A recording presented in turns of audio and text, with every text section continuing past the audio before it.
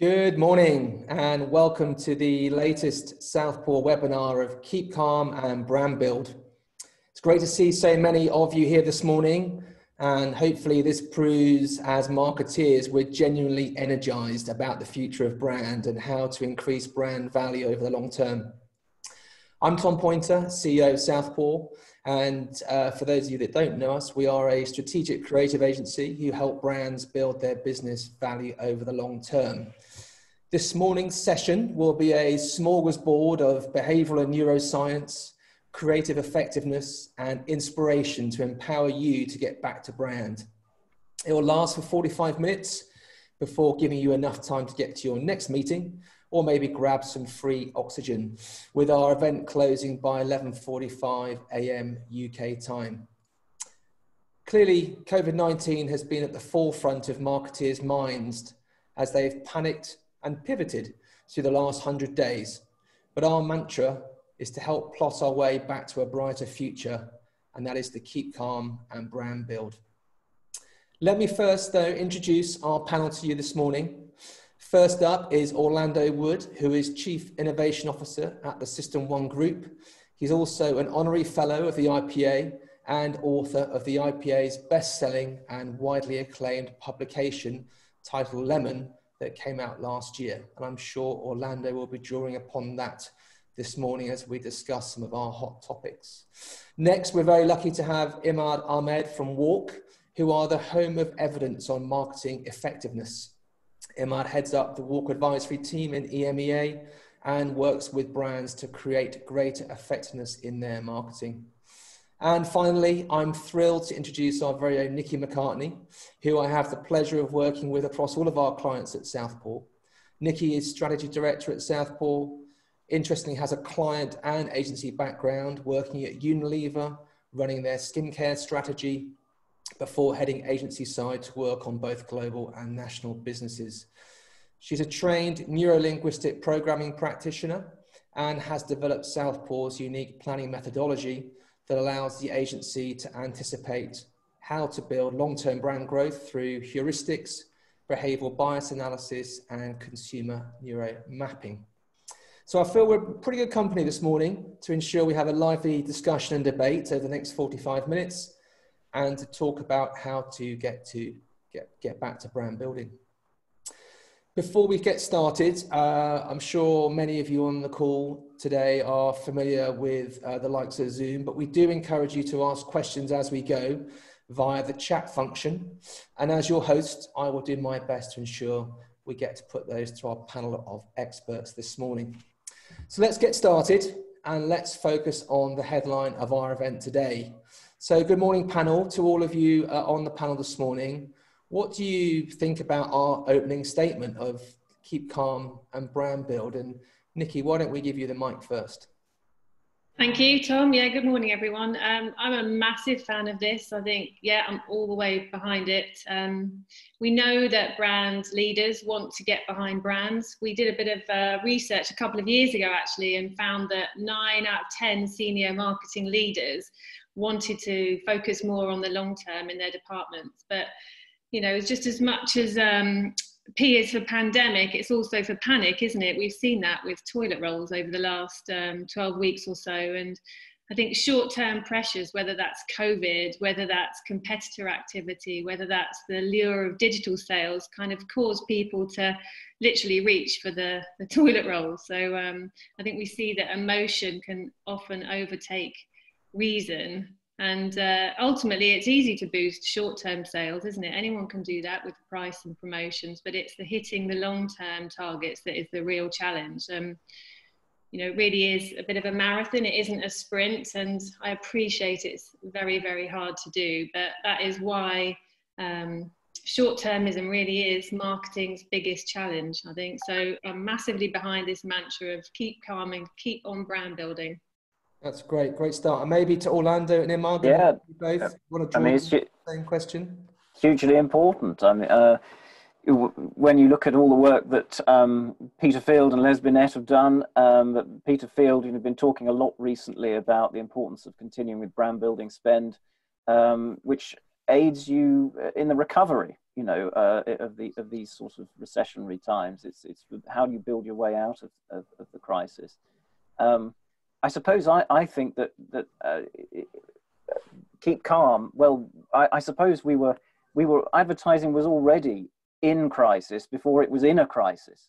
You know, and I think we need to be, you know, we need to think about how we can make advertising better and how brand building advertising might be better, you know, as we come out of this as an opportunity to take stock.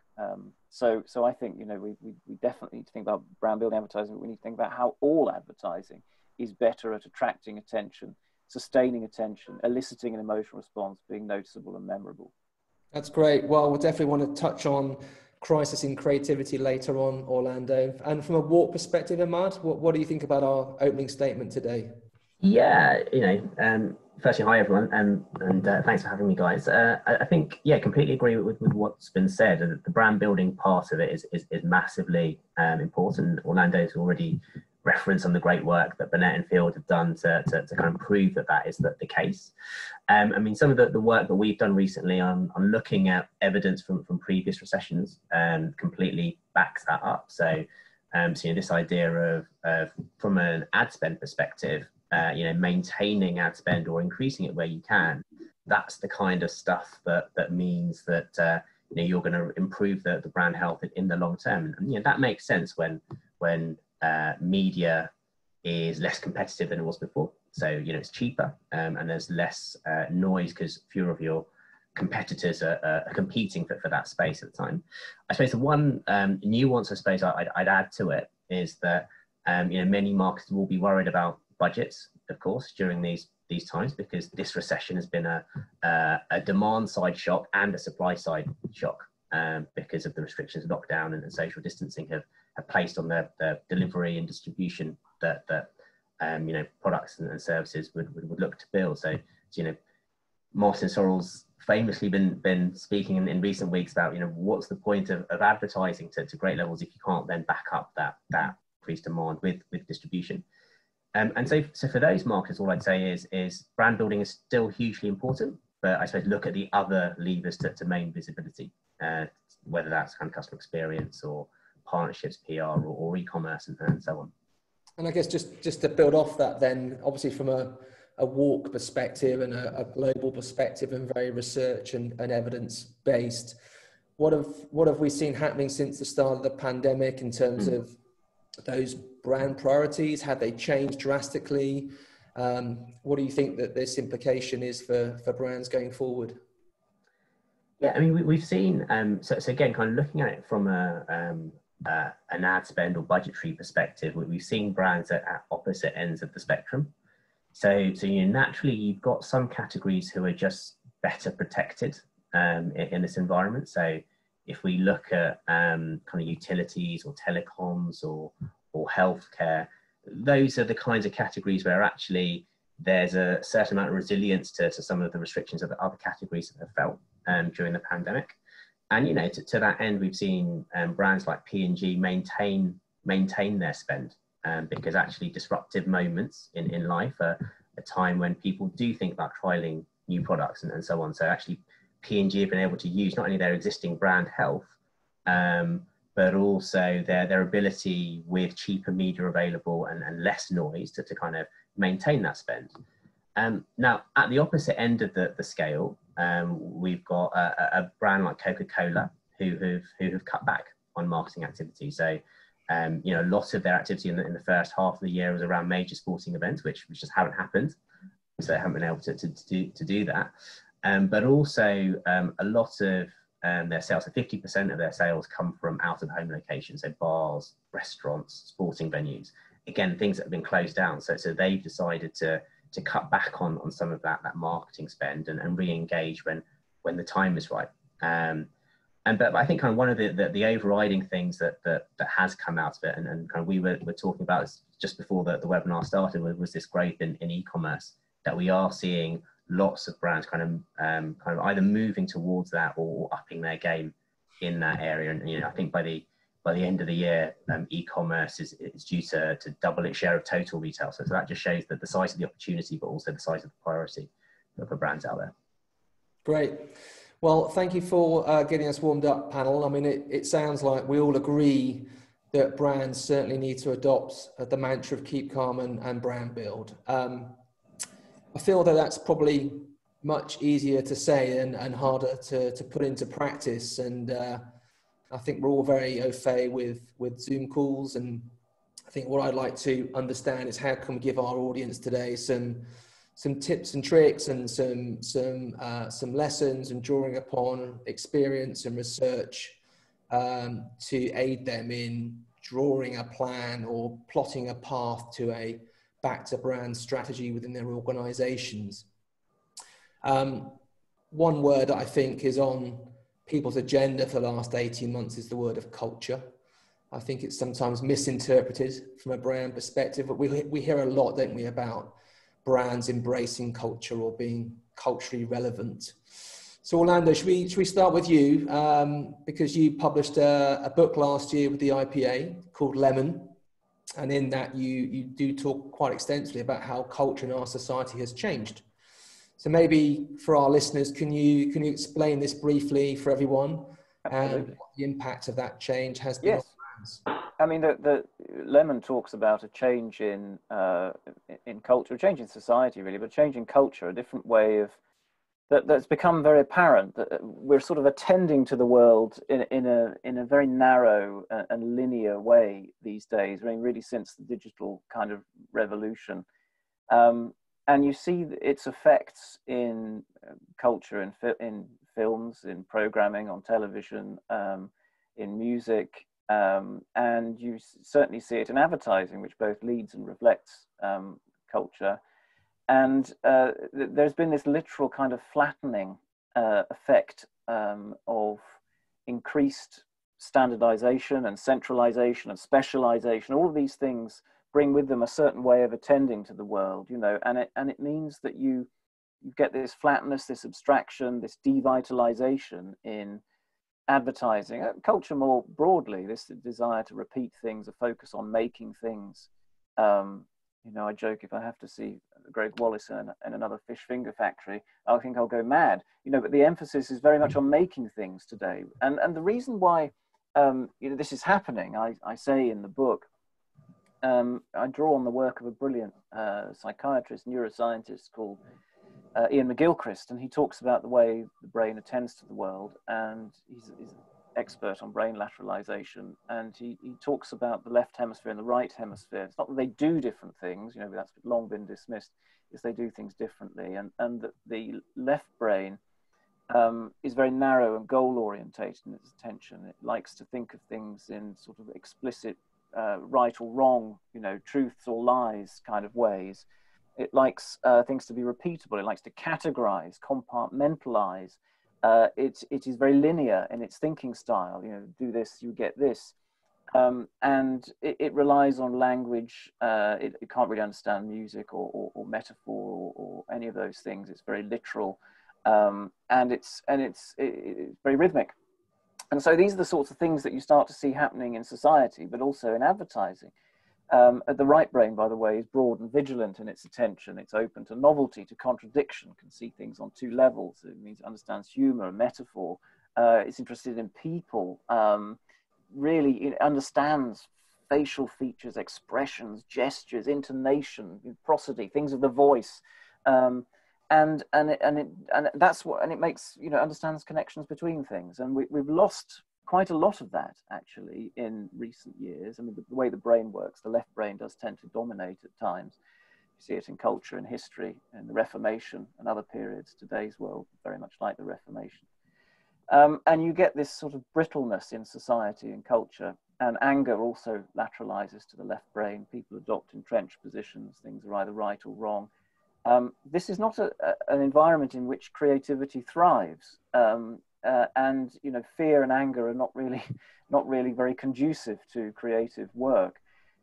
So we've got a job on our hands, and you know, I think you certainly see it in advertising, reflected in an increasing emphasis on the word, on unilateral communication, telling you what to do and think, very didactic, rather hectoring in tone. And you also see the loss of characters, things played out in lived time, in real world scenarios, and so on. I guess. So, sorry. Yes, so that's the sort of the way I paint it, and the way I see it is what's happened in the last 15 or so years. I guess for brands, especially in the online space where we're trying to get attention very quickly, it's, you know, in 3 or 4 seconds through content, it's very hard to, I guess, hit those sort of creative touch points that you've talked about music and rhythm and character and fluency. Yes, I mean, you know, these things are important everywhere. They're important on television, but they're imperative online, you know, because you need to, the ad won't play out necessarily in full online. You need to attract and sustain attention. And of the 4, you know, the 5 types of attention that psychologists broadly agree on, 4 are dealt with principally by the right brain. And that means that to attract and sustain its attention, you need to have the living characters, like unusual, distinctive voices, expressions, mixing words up in odd ways, you know, something out of the ordinary, a focus on place and people. And people today, if they're used at all, they're used as props. And you probably only see this half of them, the lips. The left brain focuses on the mouth. And you see abstracted bits of things, just the hands or something else, you know. So we've got to get back to showing people, to using people, to, you know, that's what people are interested in at the end of the day. And that's what attracts and sustains attention. Okay, fascinating. I feel we could have a whole hour dedicated to science on its own. There's so much in there. So maybe just to bring Nikki and Imad into as well, the conversation from, I guess, a research and planning perspective. We have a number of brand planners and brand directors on the call this morning. How important do you both feel that sort of brand or company culture in getting back to brand building is? I think company culture is absolutely imperative. I don't believe that it's possible to to achieve long-term brand growth unless a company from top to bottom fully embraces it and champions it. It needs to be more than just a line on a brand plan, doesn't it? I think it needs to almost be hardwired or soldered into your brand's or your company's values, just like you might have entrepreneurial spirit or fairness.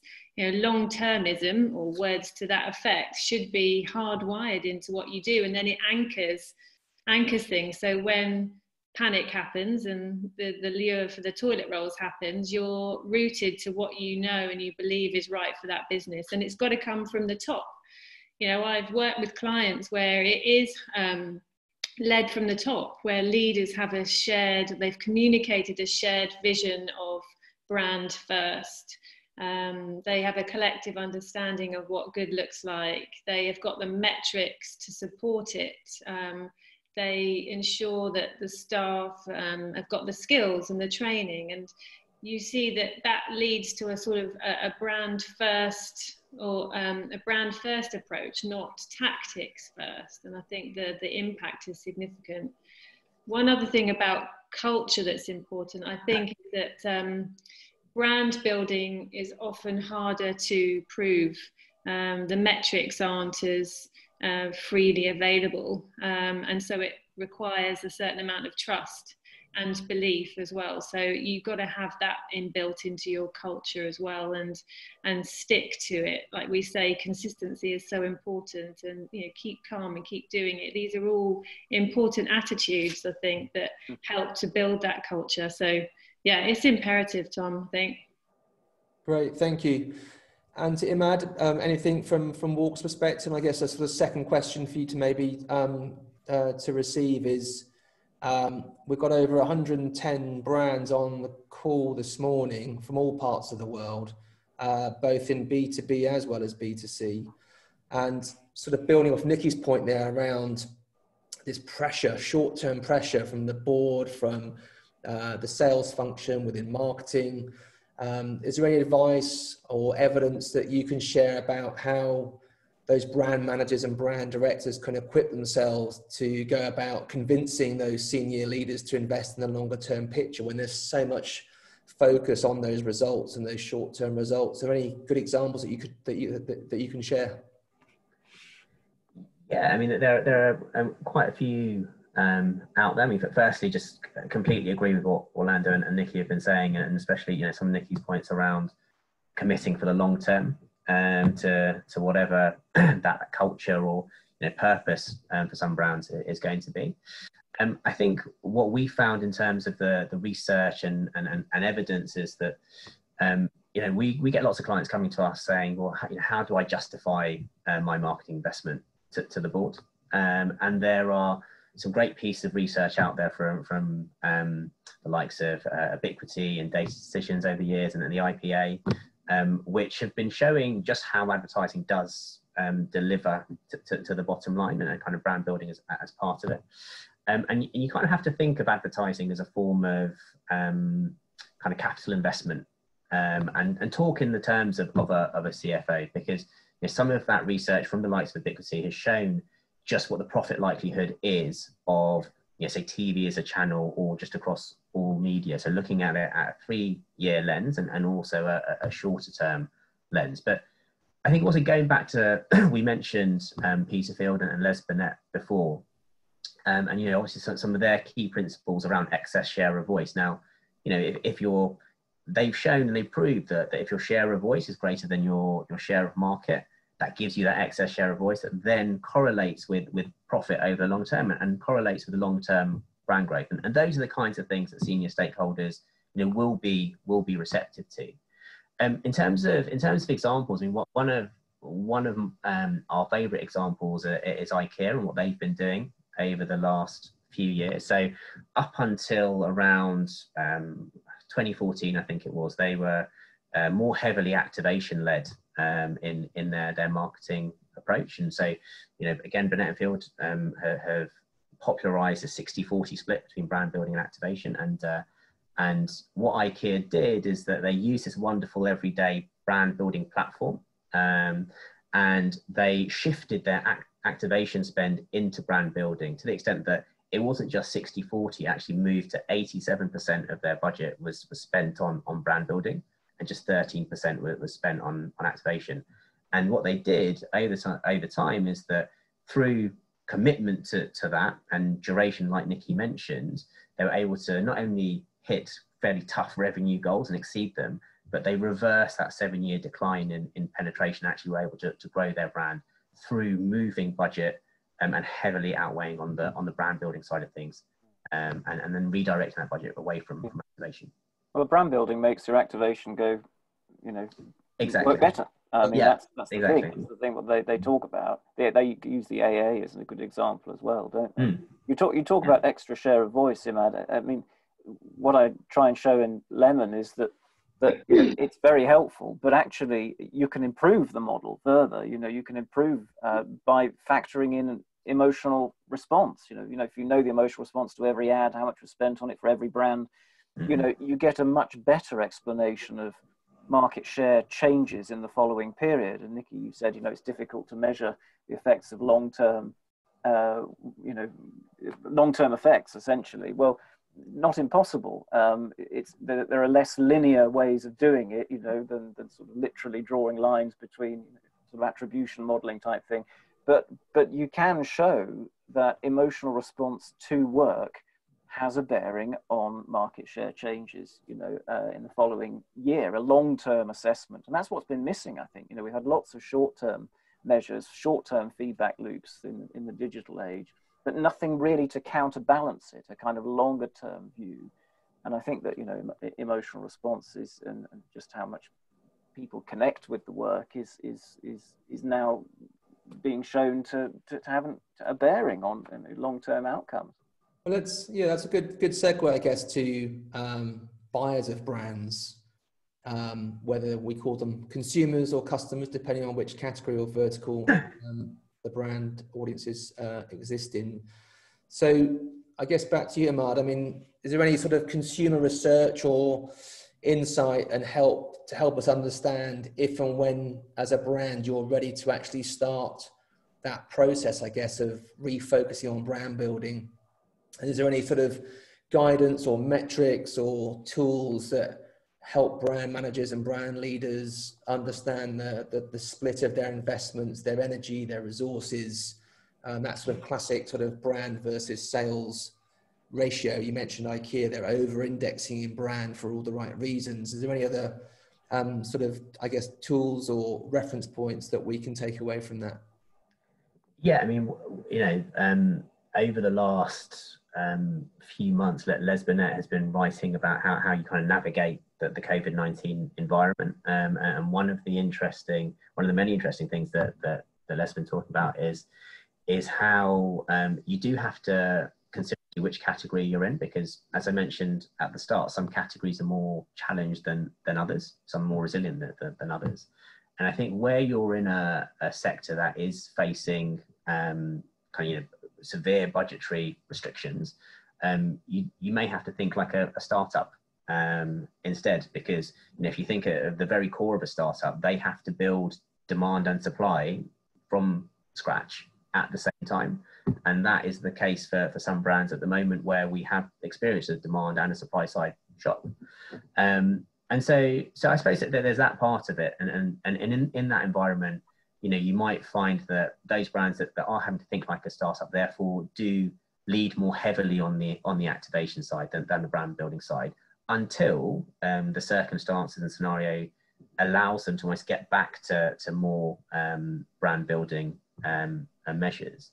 I think in terms of kind of budgetary pressures and budget is just one of the levers, but there are other things that you can do to maintain visibility, whether that's kind of really prioritizing satisfaction in terms of your customer experience, because something that Mark Ritson has been mentioning in some of the pieces he's been saying is people remember brands that looked after them during tough times, and so making that play for enhanced customer experience is one thing. Think about your owned assets as well. So your packaging, your social, your websites. How do you use those as communication platforms in a different way to how you may have considered them before? And also just partnerships and PR. So again, just thinking of other levers which you may have downplayed in the past, but might have heightened importance when budget is more of an issue.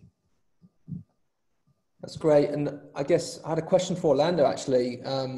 There's another book that's come from System 1 around unlocking profitable growth. And there's a great piece in chapter 4, which is dedicated to brand building. And in that section, they identify, I guess, 3 facets of consumer understanding. I think it's a great takeaway for our audience here today, which is entitled Fame, Feeling and Fluency. So I think, could you maybe just give us a brief description of what that means and how brands can make it relevant? The 3 Fs, yes. 3 Fs. So if you look at the work of psychologists like Daniel Kahneman, Gerd Gigerenzer as well, but Daniel Kahneman talks a lot about fast thinking and slow thinking, fast thinking being System 1 thinking. He talks about various heuristics that help us to make decisions very quickly without too much thought, and we often make do with a very quick and simple answer that comes to mind rather than thinking things through very logically. And the kind of three emperors, I suppose you might say, of the heuristics, certainly when it comes to brand building, are mental availability. So does the brand come quickly and easily to mind? And if it does, then it's, to our System 1 minds, it's a good choice. How do we feel about it? So affect, do we feel good about it? If we do, then yes, it's a good choice. And thirdly, sort of processing fluency. How quick and easy is it to recognize and to process? And if it is, if we've seen it before, if it feels right, it's good. We'll buy it. And that's really what brand building advertising is about. It's about establishing those 3 mental heuristics in audiences, so that they can make quick and easy decisions in your favor. Fluency is also interesting because it reduces price sensitivity. So if you're very distinctive assets, then it's likely that people will pay more for you. We've shown this in work with the IPA's database. And you see it in psychology experiments as well. So this System 1 way of thinking, which really System 1 works over time and through experience, repeated experience. And it means that, you know, through our lives, as we go through various situations, you know, we sort of learn very gradually, which enables us to make very quick and easy decisions in the future, in the moment. That's what brand building advertising is. You know, that's if we can establish those three sorts of principles in our marketing and our advertising, then it's probably the most helpful thing we can way of thinking about this. Right. Well, there's our first takeaway for the morning of the 3 Fs. And I guess back to Nikki and Imad, I mean, anything from a tools perspective that I guess can help us get, you know, richer insights. I think we're always looking to data mine on customers and consumers and understand better where they are in a certain journey, what they're feeling. Is there anything that you've worked on or that you've come across that, again, our audience can look to take away? We developed our own tool, I think, because we were we saw a bit of a gap in the market, we felt, to really get depth and rigor into our clients' intelligence of their audience. So we developed a tool that helps us to understand our audience better, predict their likely behaviour, and also to influence them more. And it was our kind of neuro mapping that you mentioned at the beginning that helps us get to granular detail, right down to the kind of messaging, the tone of voice, the kinds of activities that are likely to influence behaviour.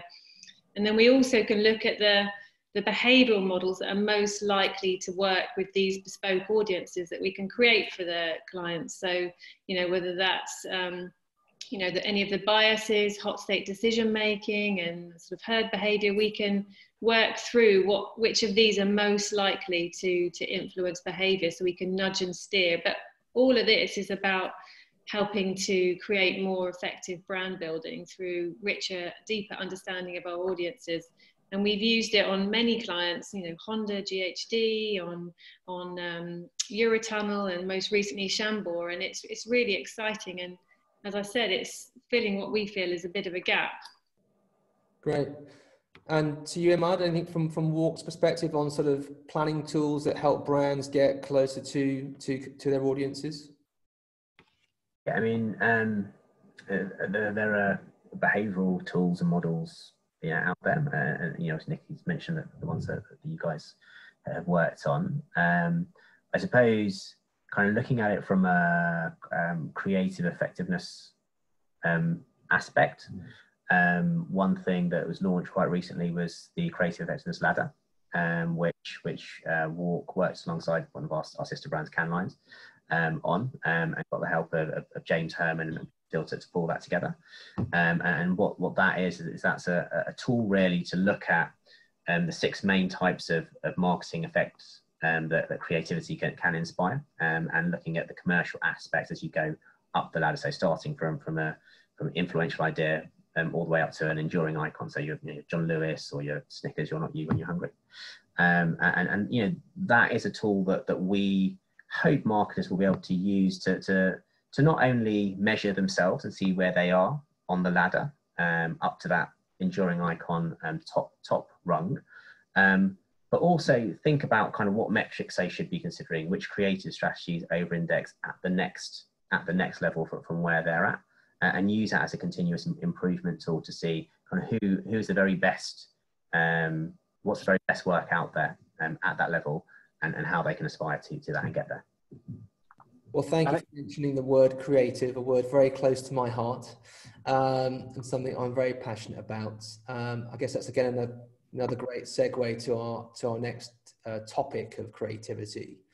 I guess, Orlando, maybe a question for you first is, how can brands look to creativity to change a brand's long-term fortunes, and why do we feel that creative is one of the areas that we can really alternate and dial up to have greater impact? Well, creative, you know, I mean, the ability to get people to connect with your work is what drives these effects. You know, it's apart from brand size, as Mark Ritson says, it's the second most important thing a marketeer has.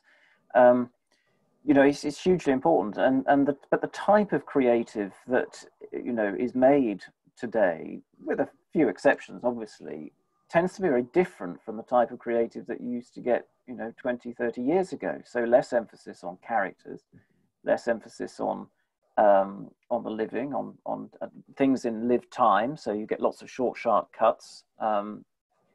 All of the things that really attract and sustain attention of things that have been disappearing gradually. So music is sort of replaced by very rhythmic soundtracks. Things that attract our attention, and create an emotional response. Touch, closeness, people talking to each other, a sense of betweenness. If I start talking to you, over there, that has gone, and things become very unilateral. So instead, we've got this sort of, and also we're not referencing culture, so referencing other things, parody, pastiche. These things seem to have disappeared too. All of the things that make people like advertising, pay attention to it, and basically warm to things. If you activate the right brain, through this sort of connection, people are more likely to believe you and think highly of you. So this stuff has gone, and so creativity is there, but it's being deployed in an odd way. And so things are starting to look increasingly strange to the mainstream, to audiences that it's designed for. So we've got to try and re-engineer some of that back into things. And I think looking at the effectiveness ladder, which I think is great, this creative commitment idea. There are certain ways in which you can do that, and long-running characters, which have been disappearing, are the things that create these long and broad effects. Also, human scenarios. You mentioned sort of Snickers, you're not you when you're hungry. Great example. Specsavers too. They sort of should have gone to Specsavers. These really long-running campaigns that have a fairly simple. It sounds simple, but to hit on one of these is difficult. But that you sort of keep repeating in new and slightly interesting ways. These things are hugely important. Brand building devices, and we need more of them. And I think what's important about what Orlando's saying is it's not just through a love of creativity that you're urging people to make this work. It's because the data, thousands of case studies have shown that over the last 10 years, if not more, we've seen a decline in effectiveness. So it's not through a love and a desire to make the work better, it's through a need to make the work better. Right.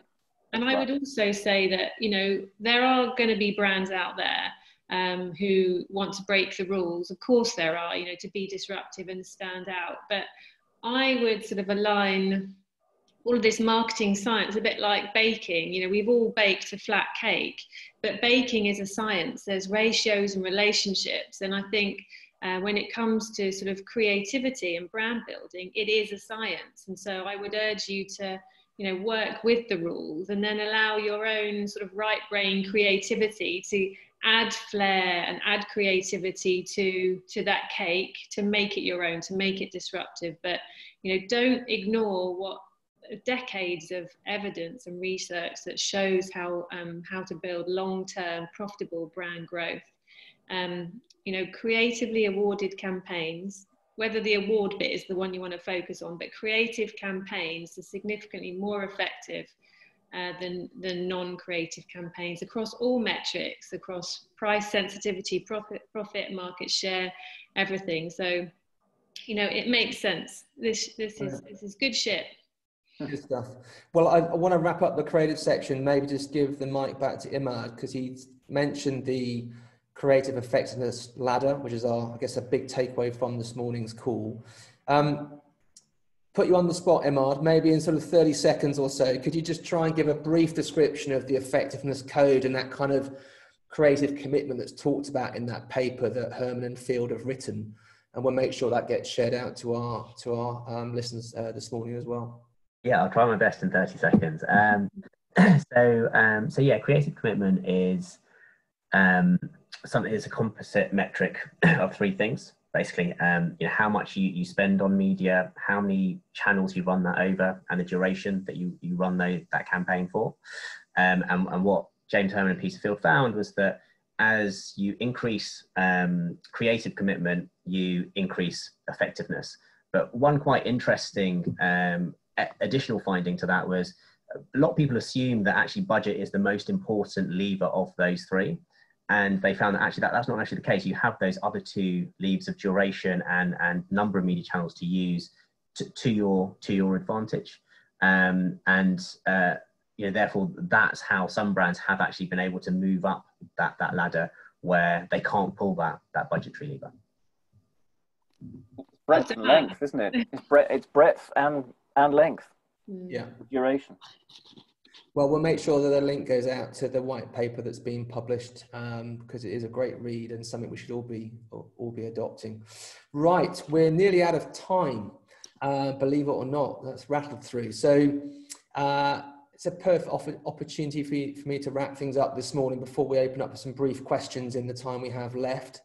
I guess I'm trying to summarize the last 35 minutes. We've heard from Orlando about the importance of using real people, I guess, and seeing them in the whole part rather than hands and arms and mishmash of faces, and having a depth of feel within the execution and the communication.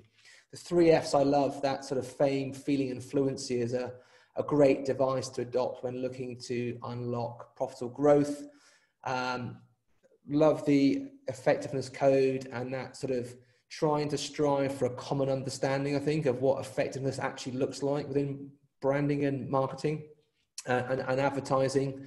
The importance of creativity, of course, and how to shift the dial of understanding and the adoption of a creative mindset within the brand's organizations. And I think the creative effectiveness ladder that Imad and Orlando have mentioned is a great device that's recently been published. So we should all go and grapple that. And I guess finally, just the importance of implementing behavioral science into the creative execution in order to deliver greater effectiveness. And I've written down one of Orlando's opening statements that was advertising was already in a crisis before a crisis. So hopefully it's all down to us to avert that and make it come good again.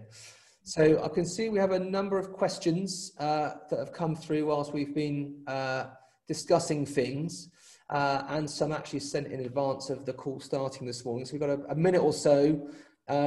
Let's start with this one, if I can, to our panelists. I mean, are there any brands that you think have successfully reevaluated their brand values during the pandemic?